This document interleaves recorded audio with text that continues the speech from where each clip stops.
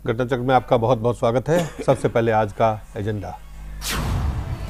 एक बार फिर मीडिया पर अरविंद केजरीवाल ने बोला हमला, कहा आम आदमी पार्टी को खत्म करने की मीडिया ने ली है सुपारी। और मोदी सरकार ने बिहार के मुख्यमंत्री नीतीश कुमार को नेपाल जाने की नहीं दी इजाजत। जेडीयू ने कहा संसद में उठाएंगे मुद्दा।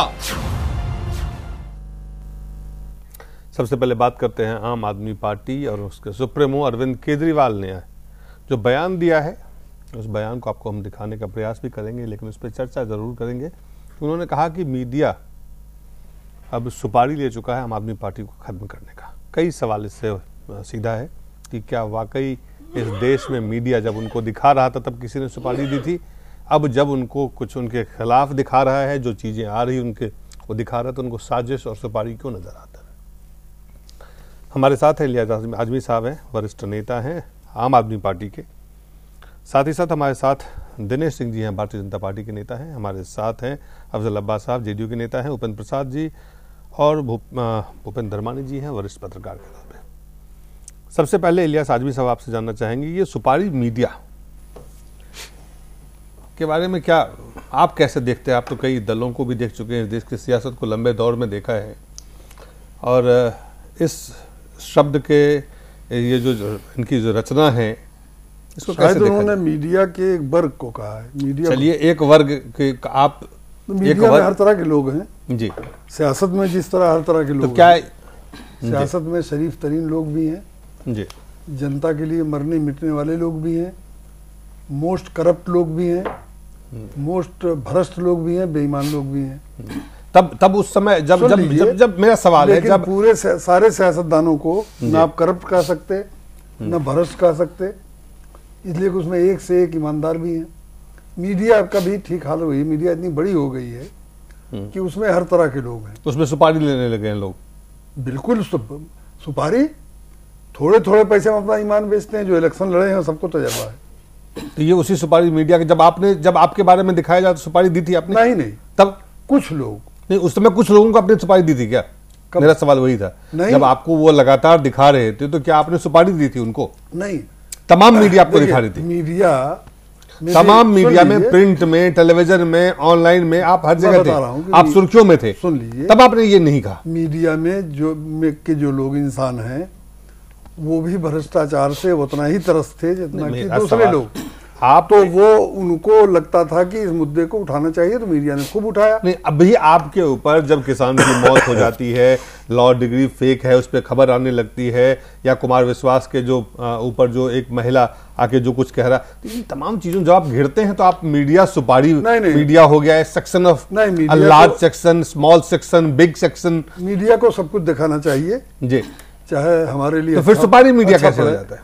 लेकिन कुछ लोग बिल्कुल हैं जो किसी से प्रभावित होकर जी, तब किससे प्रभावित हुए थे? जब आपको 24 घंटा आपको सुर्खियों में आप थे, तब किससे प्रभावित थे? मेरा सवाल ये है। जो लोग किसी मामले में किसी से प्रभावित हो जाएं जी, वो लोग, ये मतलब नहीं कि सारे मामलों में प्रभावित होंगे। अच्छा, तो जब आपके लिए प्रभावित, भ्रष्टाचार के खिलाफ लड़ाई जरूरी है, इसलिए तब जब आपके बारे में था, सब खबरें चल रही थी, अच्छी खबरें, तब आप उसको मीडिया ईमानदार भ्रष्टाचार के खिलाफ लड़ रही थी। अब आपके यहाँ जो खामियां हैं उसको उजागर करें तो मीडिया जो है वो खराब है, सुपारी वाला है, सुपारी लेने वाला है से जी।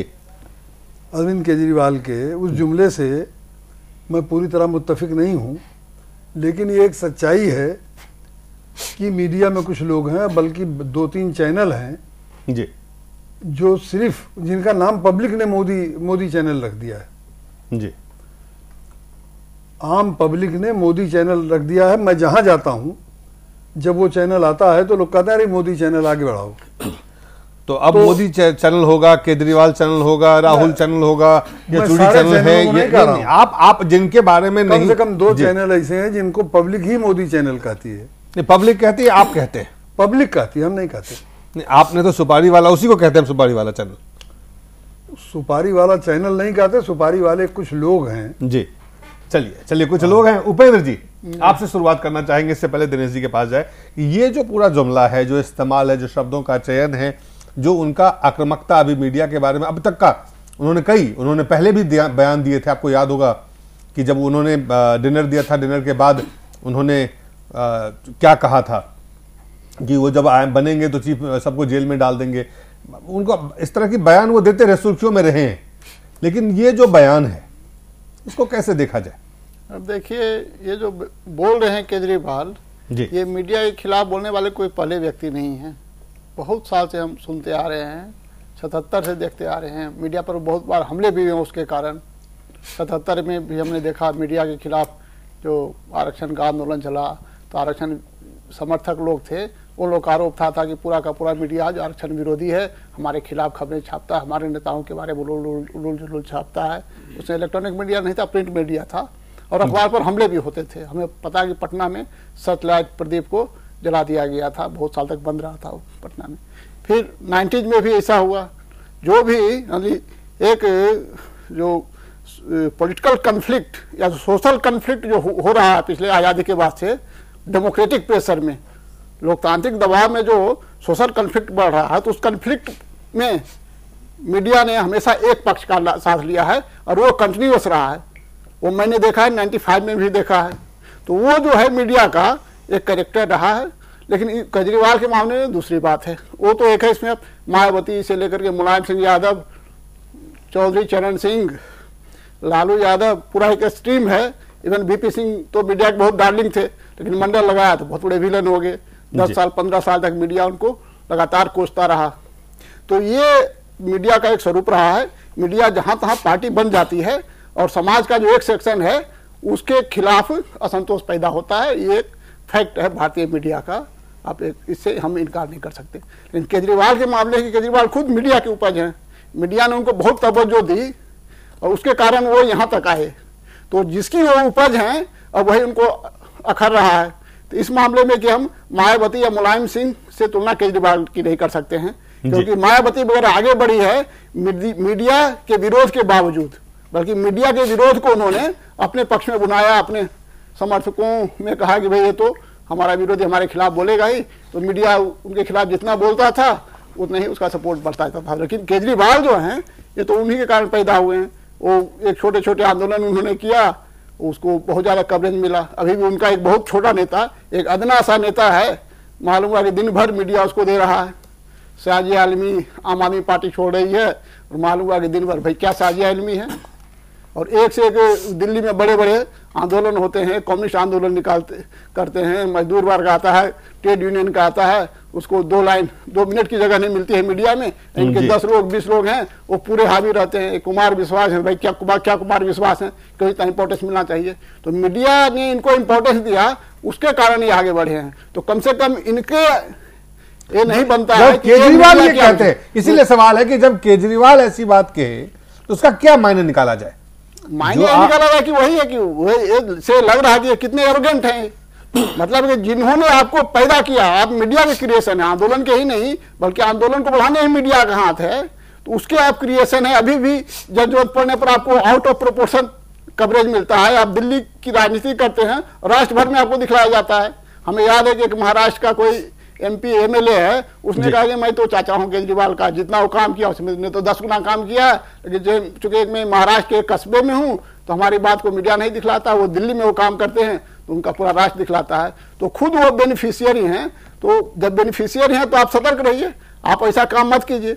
आप केजरीवाल को तो कबीर दास का जो उनका एक सिसोदिया है, शायद कबीर ट्रस्ट चलाते हैं, क्या नाम है उनका, कबीर दास का फॉलोअर होना चाहिए कि निंदक नियरे राखिए आंगन कुटी छवाए, बिन पानी साबुन बिना कंचन करत सुबाए। उनको मीडिया की जो आलोचना मीडिया वाले कर रहे हैं उनको राइट पर्सपेक्टिव में लेना चाहिए।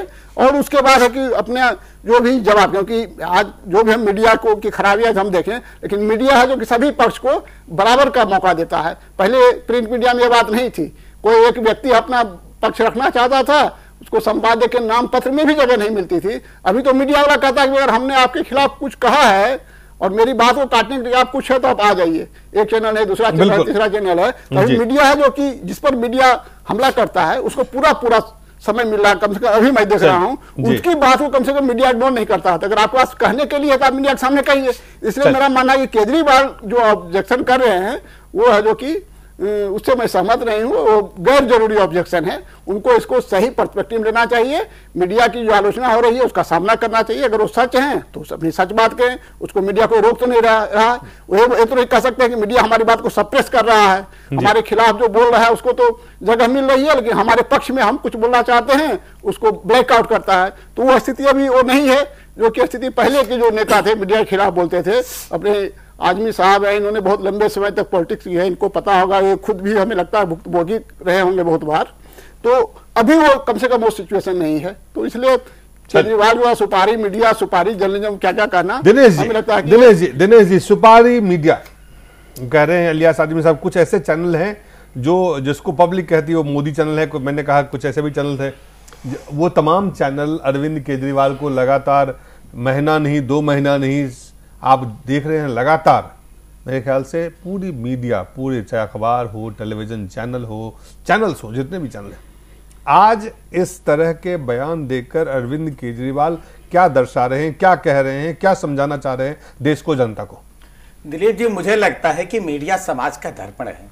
समाज के सामने जो घटित होता है वो मीडिया उसके सामने प्रस्तुत करता है। लेकिन अगर आपके मुख पर कालिख लगी हुई है और आप मीडिया से अपेक्षा कीजिए कि नहीं हमको साफ सुथरा दिखाइए, तो मीडिया का काम धुलने का नहीं है, मीडिया का काम सफाई का नहीं है, मीडिया का काम है एज इट इज दिखाना।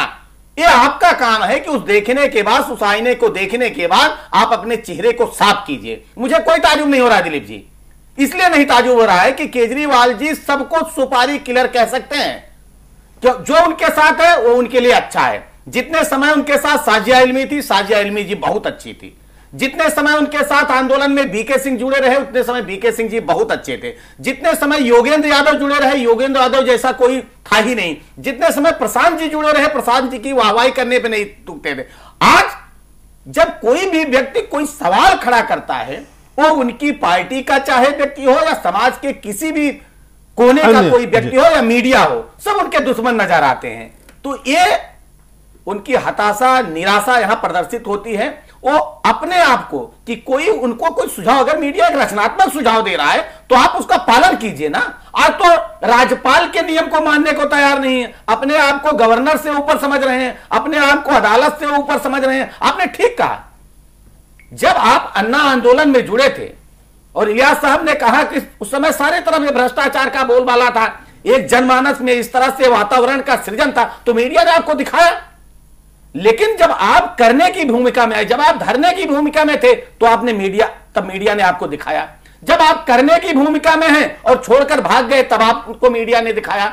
आज आप फिर बहुमत से सरकार में हैं और एक एक करके आपके सारे कारनामे जब जनता के सामने आ रहे हैं। आज कुमार विश्वास का कोई कारनामा जो भी हो तो जांच में पता चलेगा, लेकिन जो भी कारनामा आ रहा है तो क्या मीडिया दिखाना शुरू कर दे कि नहीं कुमार विश्वास बिल्कुल पाक साफ है? ये काम सिर्फ और सिर्फ आम आदमी पार्टी के कुछ उंगली पर गिने वाले जाने वाले नेता कर सकते हैं या अरविंद केजरीवाल कर सकते हैं। अगर जितेंद्र तोमर के ऊपर फर्जीवाड़े का मामला आता है तो अदालत का काम खुद केजरीवाल साहब करने लगते हैं। अरे वही इलियास साहब, वही स्मृति ईरानी पे भी आया, इलियास साहब आप उस पर भी बिल्कुल सोमनाथ भारती का मामला आया, स्मृति ईरानी वाला बताइए। आ रहा हूं मैं, चिंतित मत रहिए, मैं वहीं आ रहा। मुझे पता है आप भी पढ़े लिखे, हम भी पढ़े लिखे। मैं कहता हूं आप स्मृति ईरानी के साल से चल रहा है, आप आज हटाइए स्मृति ईरानी को, हम कल हटा देंगे। कॉम्पिटिशन है आपका, आप ही के बात कॉम्पिटिशन करना चाहते हैं पहले। अरे जरा ध्यान रखिए, हम कह रहे आप तो कहते थे आप सबसे अलग है ना, आप तो हमसे अलग होने का दावा करते थे, आप तो कांग्रेस से अलग होने का दावा करते थे। आप हमारे साथ क्यों खड़े हैं?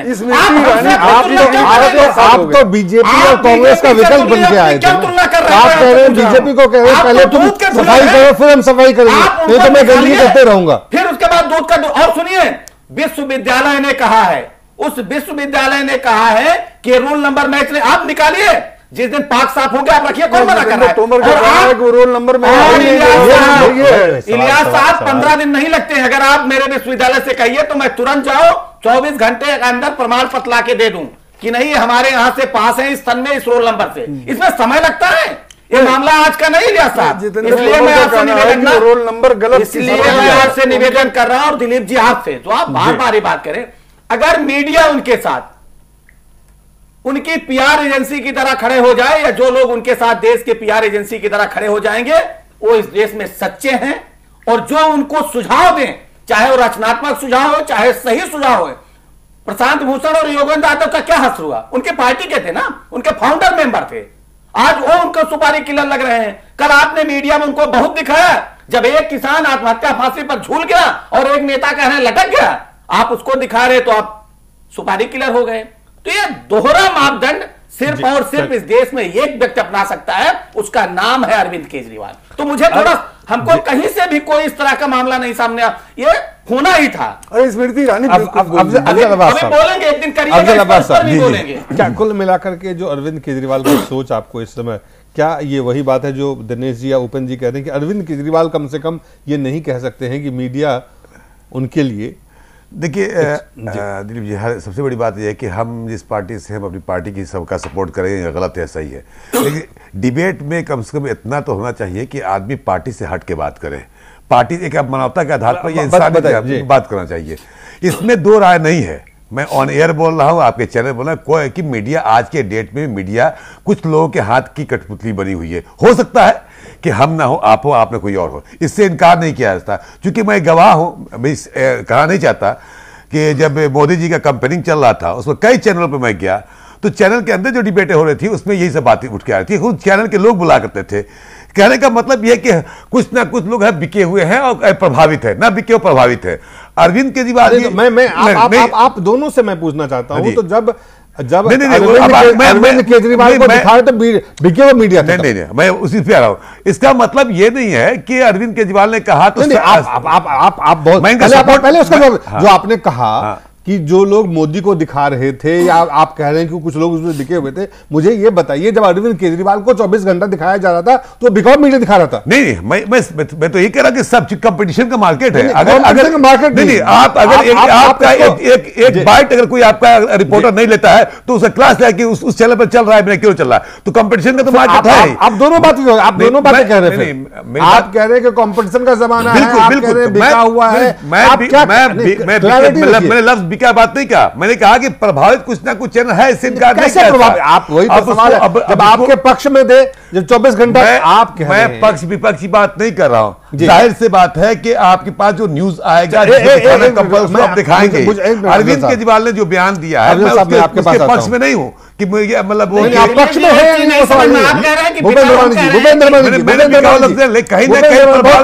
ब्रेक पे जाना है, कंसेप्ट इनके अलियास आजमी साहब की बात से मैं मुत्तफिक हूं कि मार्केट में भी कुछ चैनलों के बारे में आपके पास आते हैं लौट के। देखिए, बात यह है कि जब भी मीडिया की कभी भी कोई पॉलिटिशियन बात करता है तो बड़ा ही अजीब लगता है। इसलिए अजीब लगता है कि पॉलिटिशियन ने हमेशा मीडिया को क्रिटिसाइज, जब तक उसको ठीक ठीक गुडी गुडी रहे तब तक बहुत बढ़िया। जब पूरा का पूरा, चाहे बीजेपी चाहे कांग्रेस, कितने ही दलों के नेताओं ने कहा कि मीडिया की क्रिएशन केजरीवाल हैं, बिल्कुल, तब तक तो किसी ने ऑब्जेक्ट नहीं किया। तब तक तो ये नहीं लगा, वो लोगों ने इतना नहीं कहा कि हम मतलब मीडिया ने सुपारी ली हुई है बाकियों को खत्म करने की और केजरीवाल को उभारने की, तब तो किसी ने नहीं बोला। लेकिन हैरानी तब होती है, मीडिया ने सुपारी ली हुई है, योगेंद्र यादव ने भी क्या सुपारी ली हुई है? किसने सुपारी ली हुई है उनको खत्म करने की? आखिर केजरीवाल आज ये बयान देते हैं कि मैंने तो देखा ही नहीं, मैंने रोकता रहा, मैं पुलिस को कह रहा था कि उसको बचाओ, रोको रोको। अगले दिन कहते हैं कि मैंने क्यों तो देखा ही नहीं, वो तो पीछे पूरे के पूरे कैमरामैन खड़े थे और ये था और वो था।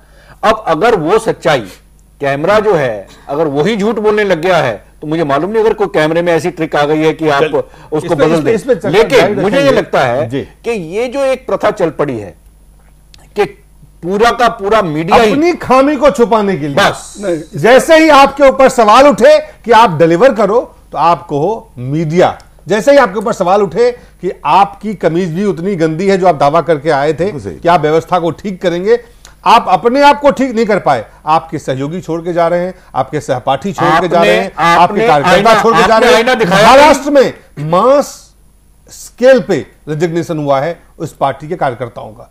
आखिर अरविंद केजरीवाल की सोच क्या है? क्या वाकई जो उनके ऊपर आरोप उनके सहयोगी लगा रहे हैं कि डिक्टेटर है? डिक्टेटर की जो परिभाषा है कि वो किसी भी तरह की, खास करके उनके उनके जो नियम कानून होते हैं उसमें एक बात बहुत तय है कि उनको किसी भी तरह की कोई भी उनकी आलोचना करे वो उन्हें पसंद नहीं है, चाहे वो मीडिया के नहीं हो। तो क्या केजरीवाल की सोच इसी तरह की है? आप ये छोटे से ब्रेक के बाद जानते हैं।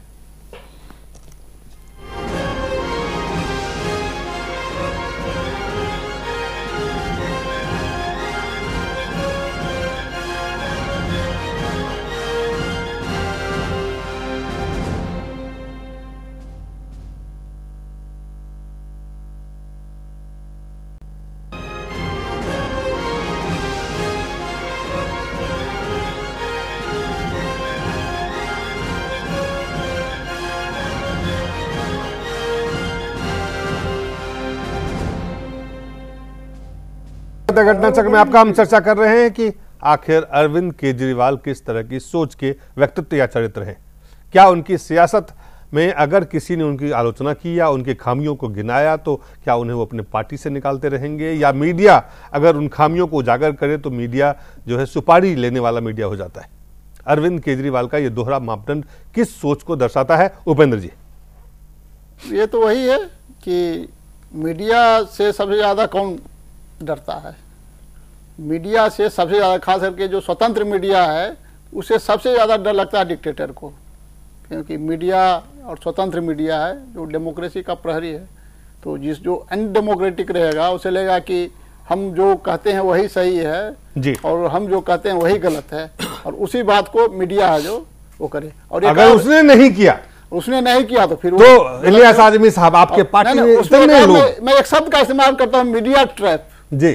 हमें एक बार जब निक्सन बने राष्ट्रपति तो उन्होंने अपने प्रेस एडवाइजर से पूछा कि भाई मीडिया से रिलेटेड हमारे क्या पॉलिसी होनी चाहिए बतलाइए। तो उन्होंने कहा कि मैं 2 सलाह आपको देता हूँ। पहला तो है कि आप मीडिया मैन से, पत्रकार से तब तक मत लड़िए जब तक कि आप उस अखबार के मालिक ना हो, उसके मालिक ना हो जिस अखबार में काम कर रहा है, तब तक आप उलझिए मत। दूसरा है कि आप मीडिया ट्रैप में नहीं फंसिए। मीडिया ट्रैप का मतलब होता है कि जितना आप पब्लिसिटी पाते हैं फेवरेबल, उतनी ही पब्लिसिटी आपको भविष्य में भी चाहिए। इसी को मीडिया ट्रैप का, the more publicity you get the more publicity you need.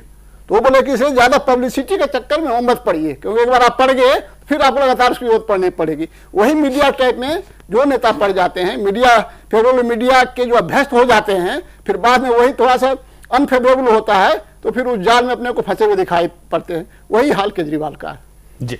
Ilyas Azmi साहब, जो कुल मिलाकर के जो लोग, मैं आपको एक चीज बताता हूं, जिन लोगों ने भी अरविंद केजरीवाल के विरोध में जो भी खड़े हुए, चाहे पार्टी के अंदर चाहे पार्टी के बाहर, जरा सा भी उनमें ताकत नहीं है, उनमें सोच नहीं है, उनकी समझ नहीं है, उनकी शक्ति नहीं है, और वो अपने से जो भी आलोचना जहां भी होता है वो तुरंत उस पर हमला करते हैं।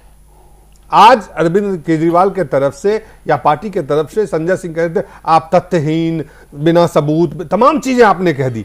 आप क्या तमाम सबूत लेके आते थे जब आप प्रेस कॉन्फ्रेंस करते थे? तब आप नहीं आते थे, तब भी मीडिया दिखाती थी। आज भी अगर कोई लड़की खड़े होकर कोई कुछ कह रही है उसको मीडिया दिखाएगी। तो फिर ये जो तिलमिलाने की स्थिति हो जाती है, ऐसी क्यों स्थिति बन रही है? क्या सोच अरविंद केजरीवाल आलोचना को नहीं ले सकते? नहीं, ये सोच तो इंसानी फितरत में है कि आलोचना को नहीं ले सकते। आलोचना को कोई भी आदमी, आप सियासत में इतने दिनों से हैं, मैं आप सियासत में इतने दिनों से हैं, क्या आपके लोगों ने लगातार प्रशंसा की है, आलोचना नहीं की है? बिल्कुल आलोचना भी हुई। क्या आपने इस तरह के हमले किए हैं? मैंने नहीं किए हैं, लेकिन मैं आमतौर से कह रहा हूं, आमतौर से आप भारत में कितने ऐसे नेता को जानते हैं जिन्होंने मीडिया पे इस तरह से हमले किए हों? देखिए, मीडिया पर हमले तो कोई बचा ही नहीं। इस तरह के कि सुपारी लेता है, सुपारी लेने वाला है, जेल भेज देंगे, इस तरह की सोच रखने वाला कितने नेता को आप जानते हैं? मीडिया के 2 हिस्से हैं। नहीं, आप मीडिया को 2 हिस्सा और 3 हिस्सा 4 हिस्सा के बाद जो सवाल है आप उसको हिस्सा में मत बांटिए। आपका चैनल है जी, उसका 1 या 2 या कंपनी मालिक है और एक आप हैं। आप भी स्वतंत्र विचार के साथ हैं। अगर आपको पहले से पता हो कि मेरे विचारों पर मालिकान कदगन लगाएंगे तो शायद आप ये नौकरी ही न करें। कभी कभी ये होता है कि मीडिया कर्मी ठीक हैं, लेकिन मालिकान का दबाव पड़ा कि ये करना है, नहीं यहाँ पे देखिए आप उसको डाइवर्ट मत करिए। सब होता है, आप डाइवर्ट नहीं कर रहे। मेरा अरविंद केजरीवाल पे पॉइंटेड क्वेश्चन है कि वो ही कैन नॉट टेक क्रिटिसिज्म, अपनी आलोचना को वो नहीं झेल सकते हैं। मैं मीडिया की बात कर रहा हूं, वही मीडिया है, मैंने बताया कि एक अकबरुद्दीन अवैसी शायद अकेला मुसलमान हो जिसने आप डाइवर्ट कर रहे हैं। सुन लीजिए, आप डाइवर्ट कर रहे हैं, प्लीज आप डाइवर्ट मत करिए। आप अरविंद केजरीवाल पे नहीं, आप अलग से मीडिया पे नहीं। आज अरविंद केजरीवाल, इलियास आजमी साहब, प्लीज जेल में रहा, इलियास आजमी साहब प्लीज आप उसको डाइवर्ट मत करिए। आप उसको प्लीज डाइवर्ट मत करिए। आप प्लीज डाइवर्ट मत करिए। आप उसको आप अलग से चर्चा कर लीजिए, मैं आपको आमंत्रित कर लूंगा। नहीं, आप आइए अरविंद केजरीवाल पे आइए। उसी बात अरविंद केजरीवाल पे आइए कि रोजाना मुसलमानों पर हमले हो रहे हैं। आप फिर मुसलमान, हिंदू, ईसाई, सिख संप्रदाय का फिर आप उसको गलत नहीं प्लीज। आई एम नॉट आप उसका जवाब नहीं। ये जो केजरीवाल प्रैक्टिस है, ये केजरीवाल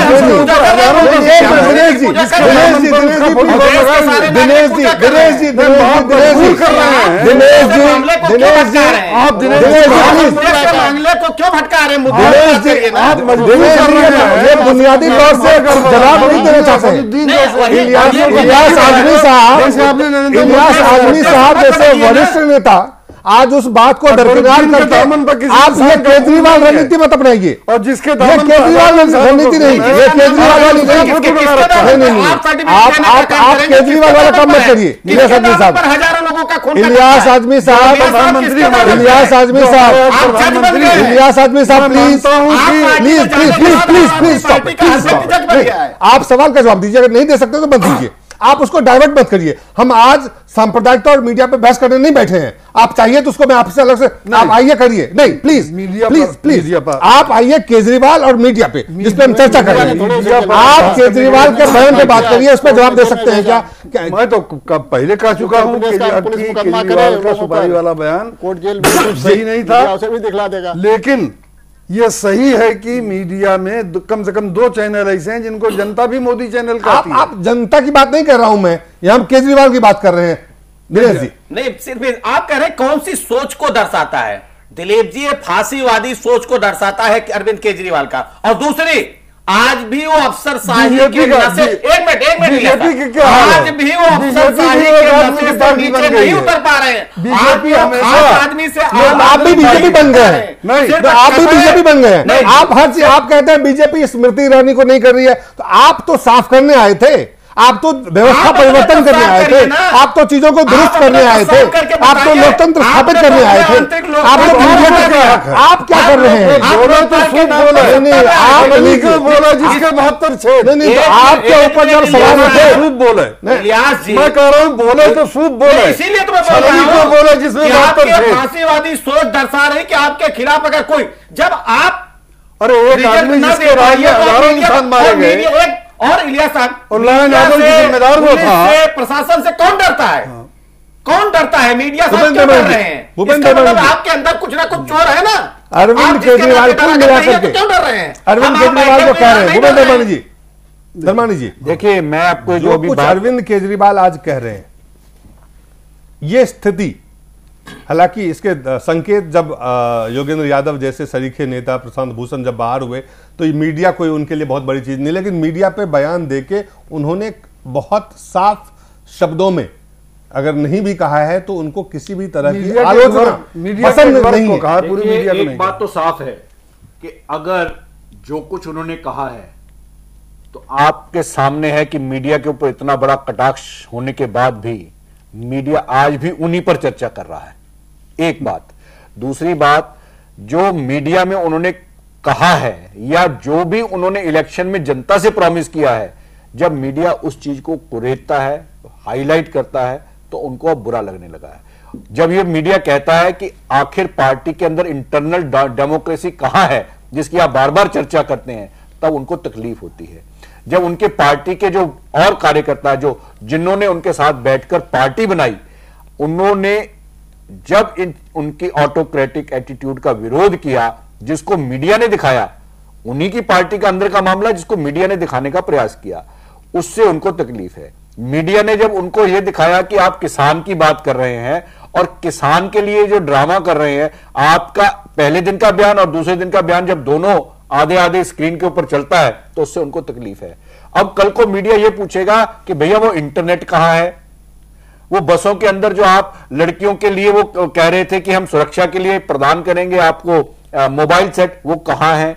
अब टाइम तो निकलेगा तो मीडिया पूछेगा, अब जैसे जैसे पूछेगा वैसे वैसे उनको तकलीफ होगी। 15 लाख अब सवाल ये है, आपको कहा गया था 15 लाख देने के लिए, मुझे ये लगता है, मुझे ये लगता है कि जहां जहां पर भी मीडिया का काम है जो कुछ इन्होंने बोला है उनको याद कर देंगे। अब जब ये याद करवाया जाता है 130 रुपए दाल अभी मैं खरीद के आया। अब आपको तकलीफ हो रही है, आप इतनी भी सभ्यता नहीं रख रहे कि आपको मैंने बीच में टोका नहीं। आप कृपया करके अपनी बात रखें जब आपको समय दिया जाए। मुझे ये लगता है आप बुजुर्ग नेता हैं और वरिष्ठ नेता है, मुझे ऐसा ना मजबूर करें कि मेरे को आपको टोकना पड़े। मेरे को ये समझ नहीं आ रहा इलियास जी कि आपकी पार्टी के नेता, एक मिनट आप सुनिए, आप मुद्दे से भटकाकर कब तक बचते रहेंगे, कब तक इस जनता से धोखा करते रहेंगे, कब तक इस ऑटोक्रेटिक एटीट्यूड को आप पोषित करते रहेंगे। आपको जब कोई कुछ आईना दिखाने का प्रयास करे तो आप कहेंगे कि नहीं आपको तो सुपारी दी है इसलिए आप हमें आईना दिखा रहे हैं। ये जो एटीट्यूड है मुझे लगता है आपके जैसे सीजन वृद्ध नेता को शोभा नहीं देता। मुझे अगर आप ये थोड़ी सी इजाजत दें तो मुझे ये बताएंगे कि योगेंद्र यादव या उनके साथ जितनी ब्रिगेड पूरे, अगर हिंदुस्तान की बात करें, महाराष्ट्र ले लें, हरियाणा ले लें, आपके पड़ोसी राज्य ही हैं, वहां पर मास रेजिग्नेशन हो रहे हैं, मास रेजिग्नेशन हो रहे हैं। क्यों हो रहे हैं?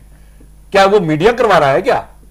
मीडिया के अंदर सबसे ज्यादा अगर आपको प्रोटेक्ट करते थे तो वो योगेंद्र यादव करते थे, वो गोदारा करते थे। वो कहां है आज? वो खुद बोल रहे हैं, वो खुद आपके ऊपर आरोप लगा रहे हैं कि किस किस तरह के आप लोगों ने सुपारियां ली हैं, किस किस तरह के क्या क्या आप लोगों के नेता ने काम किए हैं। वो खुद आरोप लगा रहे हैं। उसको मीडिया अगर नहीं दिखाएगा तो मीडिया अपनी जो जवाबदेही है, उसका जो कर्तव्य है, उससे कोताही बरतेगा। और वो जब दिखा रहा है तो अब आपको उसको आप सुपारी कहकर अपनी जो आपकी भूमिका है, आपका जो अपना चरित्र है, उसको दर्शाने का प्रयास कर रहे हैं कि हमारे खिलाफ बोलोगे तो हम तो ये आरोप लगाएंगे, हम गाली देंगे।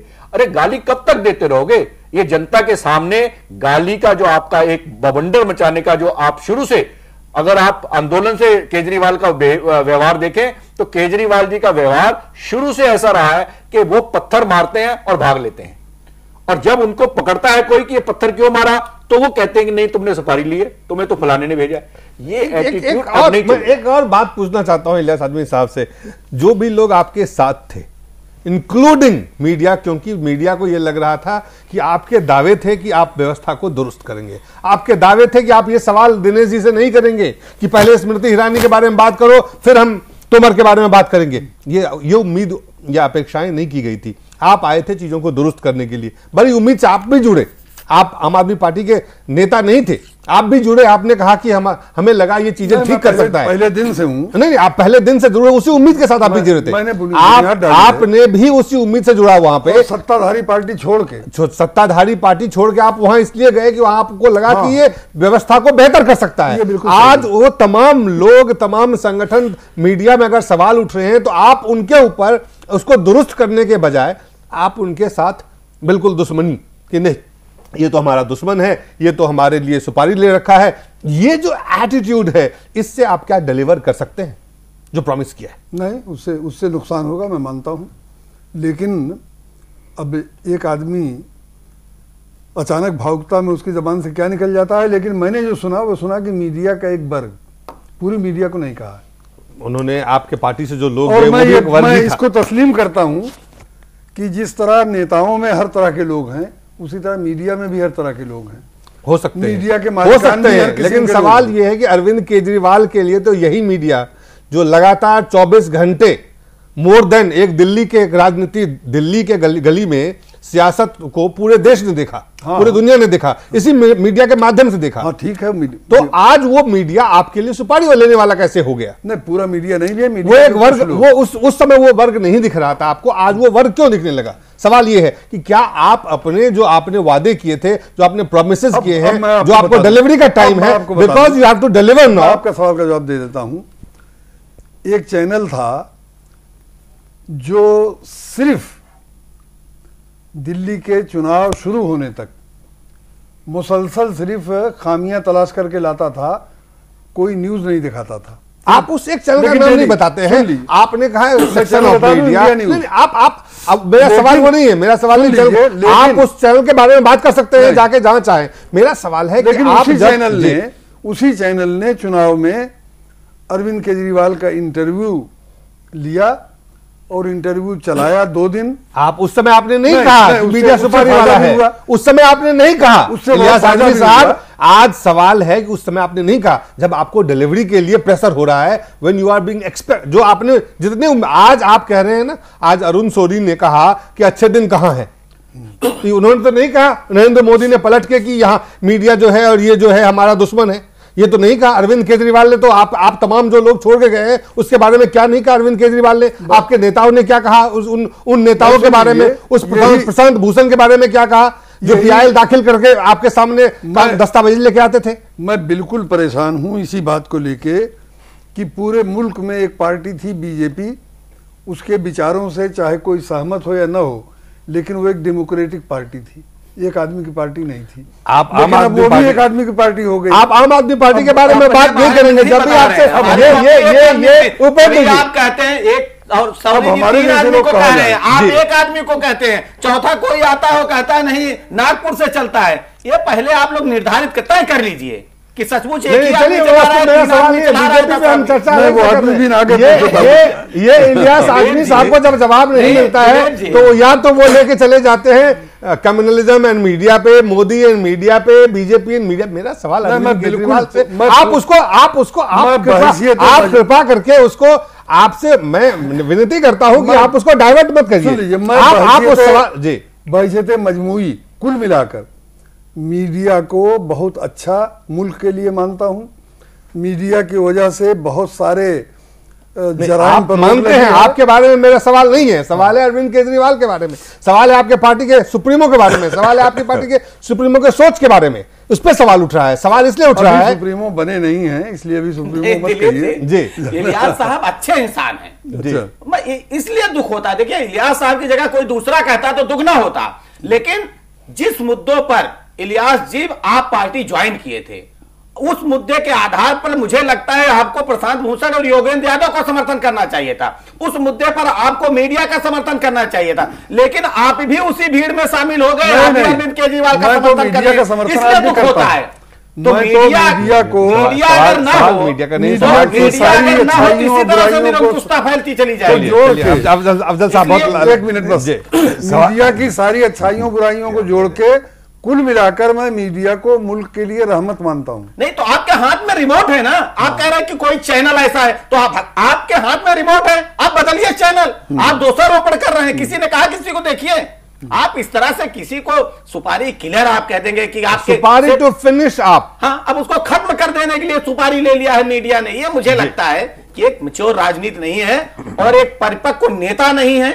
वही हम कह रहे हैं ना कि एक फांसीवादी सोच। चलिए अफजल साहब बहुत कम शब्दों में आप बताएं कि कुल मिलाकर के जो ये लफ्जों का इस्तेमाल, अरविंद केजरीवाल जो है, अरविंद केजरीवाल की ये सियासी रणनीति का हिस्सा तो नहीं है कि जो आपका विरोध करे उस पर कुछ आरोप लग के आगे चलते जाए। अब ये सियासी, ये जितना सफाई से पेश आपके नेता देंगे वो हमें नहीं देता, लेकिन मैं जहाँ तक समझता हूँ, जो मेरे ज़हन बात आ रही है कि ये इस तरह के लफ्जों का इस्तेमाल करना गलत है।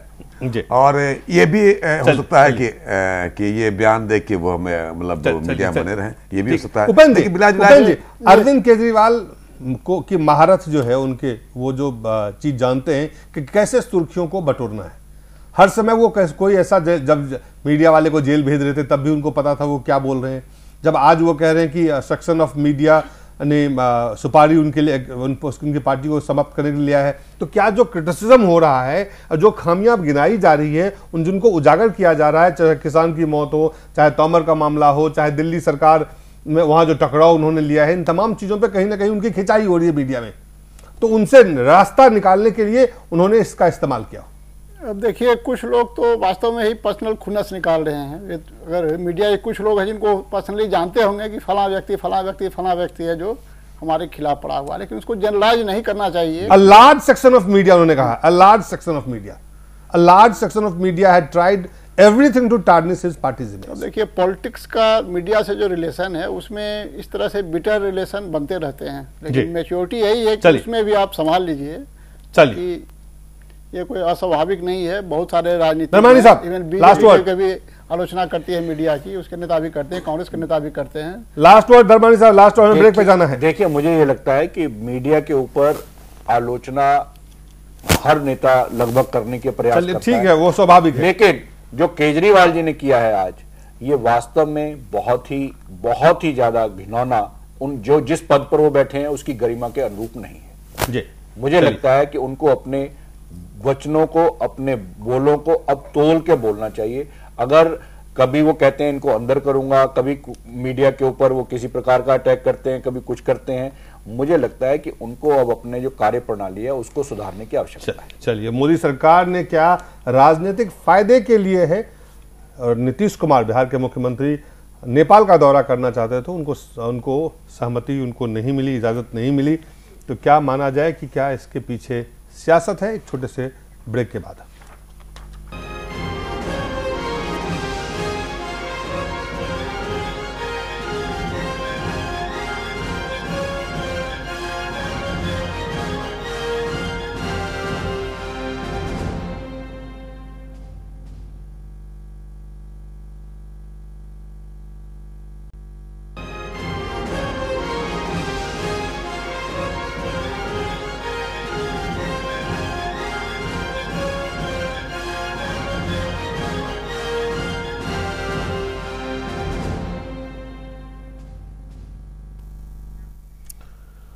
बिहार के मुख्यमंत्री भूकंप प्रभावित जो जनकपुर इलाका है वहां जाना चाहते थे, लेकिन अंतिम समय में विदेश मंत्रालय ने उनके दौरे को इजाजत देने से इनकार कर दिया। इसके बाद ये सियासत, इस पे बयान आने लगे। सबसे पहले जो जेडीयू के नेता है उन्होंने कहा कि इसके पीछे सियासी साजिश भी उन्होंने कहा है, लेकिन क्या है उन्होंने कहा है कि इस बात को वो संसद में उठाएंगे, जबकि विदेश मंत्रालय का कहना है कि पहले इजाजत दे दी गई थी लेकिन उन्हें मना नहीं किया गया।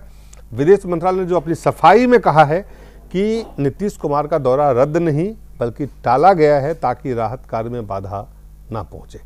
आपको दिखाते हैं बीजेपी के प्रवक्ता ने क्या कहा है।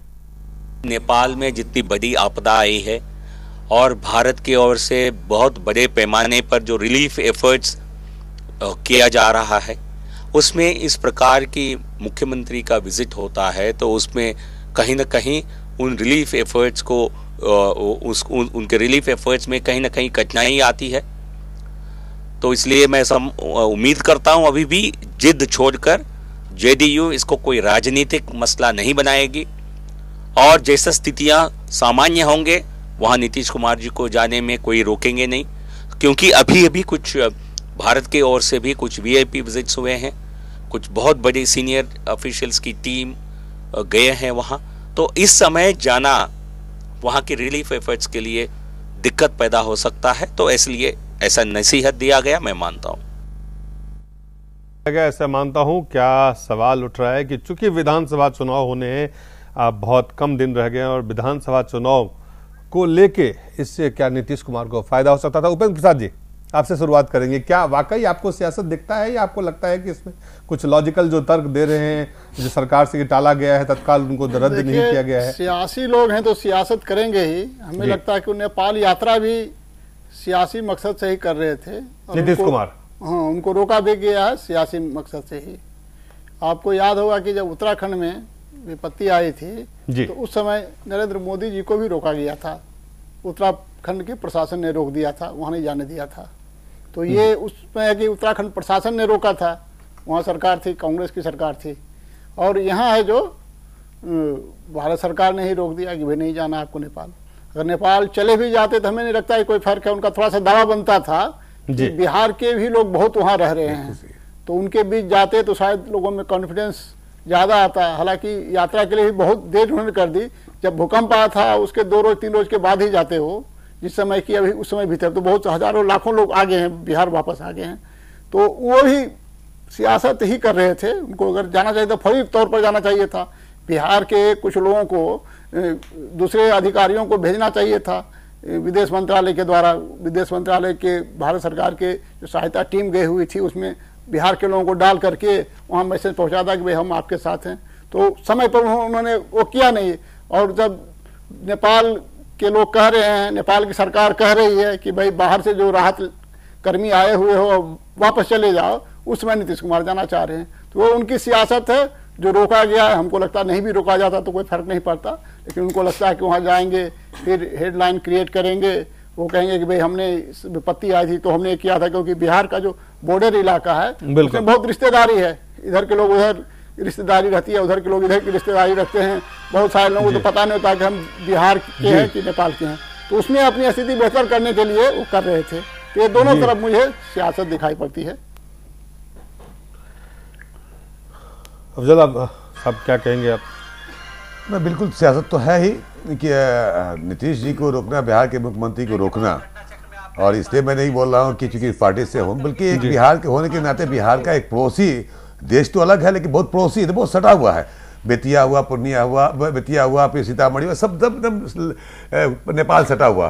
और जाहिर सी बात उनकी जो पत्रकार महोदय बोल रहे हैं कि सियासत होती और या जाना चाहिए था, मैं समझता हूँ नीतीश कुमार जाते तो हो सकता है कि वहाँ के लोगों का मनोबल बढ़ता और जो लोग फंसे हुए हैं हो सकता है रिलीफ पे और सहायता मिलती। और केंद्र सरकार रोके, कोई ऐसा तो नहीं कि वीजा की जरूरत थी, कोई ऐसा भी नहीं था कि अमेरिका जान था, केंद्र सरकार क्या नाम, अमेरिका सरकार को मोदी को वीजा जिस तरह नहीं दे रही थी कि नहीं आना है, इन पे इल्जाम लगा हुआ है और ये गुजरात का दंगा हुआ है, इस पे इल्जाम है, नहीं आएंगे, ऐसे भी कोई नीतीश कुमार पे इल्जाम नहीं था। बेहतर तो होता कि सरकार इस पे देती और इजाजत देती और नीतीश कुमार जाते तो मतलब मैं समझता हूं कि बहुत बड़ा फायदा मिलता। और बिहार, खास करके जो बिहार के लोग फंसे हुए हैं, नेपाल के जितने भी आपके वो पुलिस में हैं बिहार में, वो लोग भी ऐड दे रहे हैं। तो ये एक तरह से मैं समझता हूं कि ये पॉलिटिकल माइलेज मिलने का डर था उनको। हालांकि नीतीश कुमार का ये इंटेंशन नहीं था। उसके पहले भी, ये घटना से पहले बिहार में भी एक तरह से आपदा समझिए कि वह तूफान आया, बाढ़ आया, सब कुछ आया, उसमें भी लगे होते। उसके बावजूद भी बिहार को देखने के बाद जा रहे थे नेपाल देखने। तो इनका बड़प्पन था, उनकी सोच थी, उनकी हमदर्दी थी, उनकी इंसानियत थी। इस बुनियाद पर उनको जाना देना चाहिए। दिनेश जी देखिए, आज अगर आप देखिए तो नेपाल ने 34 देश के लोग जो वहां राहत कार्य में लगे हुए हैं उनको वापस जाने के लिए कहा है। उन्होंने कहा अब काम पूरा हो गया है रेस्क्यू का, अब मलबा हटना बाकी है। मुझे लगता है कि उस विपत्ति के समय में राज्य का रिप्रेजेंटेशन आवश्यक नहीं था, उस समय देश का रिप्रेजेंटेशन। और मुझे लगता है कि भारत सरकार ने जिस तत्परता से काम किया अब तक के इतिहास में, मुझे नहीं लगता है, किया हर जगह, लेकिन इतनी तत्परता नहीं दिखी कि एक क्षण का भी विलंब नहीं हुआ और भारत सरकार ने जितना उससे राहत हो सका पहुंचाया। उसमें बात नहीं थी कि बिहार जाएगा, कि उत्तर प्रदेश जाएगा, कि महाराष्ट्र जाएगा, उसमें देश लगा, देश के लोग लगे। तो निश्चित तौर पर जैसे कि बार बार कहा जा रहा है कि जाने से नहीं रोका गया है, लेकिन वहां जो राहत कार्य हो रहा है, एक मुख्यमंत्री अगर किसी दूसरे देश में जाएंगे तो उनके तमाम प्रोटोकॉल होते हैं। तो सबसे ज्यादा आवश्यक है कि वहां के लोग, वहां के प्रशासन उस व्यक्तित्व के प्रोटोकॉल में लगे। उससे ज्यादा आवश्यक है कि वहां जो रेस्क्यू का काम अधूरा है वो पूरा हो जाए, वो पूरा हो जाए। आप निश्चित तौर पर जाइए, कौन मना करा, आप 10 दिन रुक जाइए, स्थिति थोड़ी सामान्य हो जाए, आप जाइए। मुझे लगता है चुनाव सन्निकट है, अभी वहां पे राहत कार्य चल रहा है, इसीलिए आपने भी रोक लिया होगा। ये भी मैं आप इल्जाम लगाओ, आप क्यों कर रहे हैं?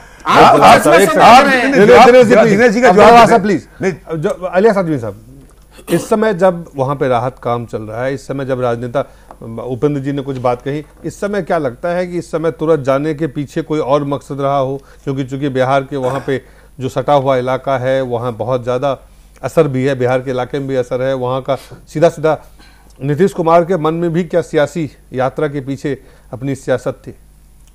और जो अभी टालने के लिए बोला गया है सरकार की तरफ से कि रद्द नहीं हुआ। नीतीश कुमार को 25-30 साल से जानता हूँ जी। मैं व्यक्तिगत नहीं, बिल्कुल व्यक्तिगत नहीं, बल्कि मुल्क के सियासतदानों में जिन लोगों की मैं बहुत ज्यादा इज्जत करता हूँ, उनमें बीजेपी के भी कई लोग हैं जिनकी बहुत ज्यादा इज्जत मैं करता हूँ, उसमें नीतीश कुमार भी शामिल है। मैं समझने से कासिर रहा कि सुषमा स्वराज और राजनाथ सिंह जैसे अच्छे आदमियों के दिमाग में ये बात क्यों आई कि नीतीश कुमार को न जाने दिया जाए। ये मैं अभी राहत का मुझसे जो राहत में आ रहा हूँ। नीतीश कुमार उन इलाकों में नहीं जाना चाहते थे जहां बहुत ज़्यादा नुकसान हुआ है। बल्कि वो जनकपुर जाना चाहते थे जो बिहार के बॉर्डर पर है। किस लिए जनकपुर जाना चाहते थे? मतलब मैं भी जाना चाहता हूँ जी, मैं भी जाना चाहता हूँ, नहीं जा सका, मेरी बदकिस्मती है, मुझको इस पर अफसोस है। जिस तरह मैं सोचता हूँ उससे ज़्यादा फर्ज बनता था नीतीश कुमार का वो सोचने के लिए, इसलिए कि उनका बराह रास्त ताल्लुक है बिहारियों का नेपाल के बॉर्डर से। मेरा बराह रास्त ताल्लुक नहीं है, लेकिन मैं भी जाना चाहता हूँ। थोड़ा सा है आपका भी? हाँ, नहीं यूपी के थोड़ा सा है जी, लेकिन मेरा तो आजमगढ़ बहुत दूर है यूपी की हैसियत से, लेकिन नहीं इंसान की पटना हैसियत भी से। तो बहुत दूर है। और मैं भारत सरकार की नीतीश जी सराहना भी करता हूं जो उसने कश्मीर में राहत का काम में चुस्ती दिखाई बनाने के लिए। और जो नेपाल में दिखाई, ये इसकी मैं बिल्कुल सराहना करता हूं और लाखों के मजमा में भी कर सकता हूं। जब मैं तनकीद करता हूं तो तारीफ भी करता हूं। चलिए। तो लेकिन मैं समझता हूँ कि नीतीश एक कुमार बात को जब रोकना। जिस दिन भूकंप आया था मैं पटना में था उस दिन, और पूरे पटना के जितने मल्टी स्टोरी बिल्डिंग के जो लोग थे सारे लोग गांधी मैदान में आके फंसे हुए थे। नीतीश कुमार रात भर खड़े होके आवाज कर रहे थे वहां पे। तो ये सोच हो सकता है ज्यादा आप कह रहे हैं कि वहां बहुत नहीं कम जाना समय, बहुत चाहते कम हैं, समय, उसका बहुत ज्यादा कम समय रह गया। मतलब हमारे पास समय, दिलीप जी, हमारे पास समय आपका बहुत एक कम शब्द है। दिनेश कह रहे हैं जी, वहां नहीं जाना लास्ट वर्ड, चाहते थे, भूपेंद्र जहां मान जी। भूकंप का केंद्र है। लास्ट वर्ड बोलिए देखिए, भूपेंद्र मुझे मान लगता जी। है- प्रोग्राम देखिए जैसे अभी उपेंद्र भाई ने कहा, बात बिल्कुल ठीक है, वो जाना भी राजनीति के लिए चाहते थे। पर मुझे एक बात नहीं समझ में आई, अगर केंद्र मान लीजिए जिस प्रकार आज नेपाल की सरकार ने वहां के जितने भी देश वहां पे काम कर रहे हैं राहत कार्य में, उनको सबको अपने आप को विड्रॉ करने को कहा है, ऐसी स्थिति में क्या भारत देश जिसको अभी तक एप्रिसिएशन मिला है वहां पर ऐसे हालात में कहीं पर भी उन्होंने जाना हो, अगर कोई एडवाइजरी दी है वहां पे, अगर सेफ्टी की प्रॉब्लम है या किसी और प्रकार की प्रॉब्लम है, तो ये तो केंद्र सरकार जानता है, विदेश मंत्रालय जानता है। मुझे ये लगता है कि इसको अननेसेसरी आउट ऑफ प्रपोर्शन लेकर राजनीति इस पर की जा रही है। इसमें 10 दिन बाद भी अगर वो चले जाएंगे, 15 दिन बाद अगर वो चले जाएंगे, तो मेरे को लगता है इलेक्शन पे उसका कोई बहुत बड़ा असर होने वाला नहीं है। चलिए, इलेक्शन पे उतना ही असर होगा जो अब उपेंद्र होगा। जी, भूपेंद्र मानी जी, दिनेश जी, इलियास आजमी साहब और अफजल साहब, आप सबका बहुत बहुत धन्यवाद।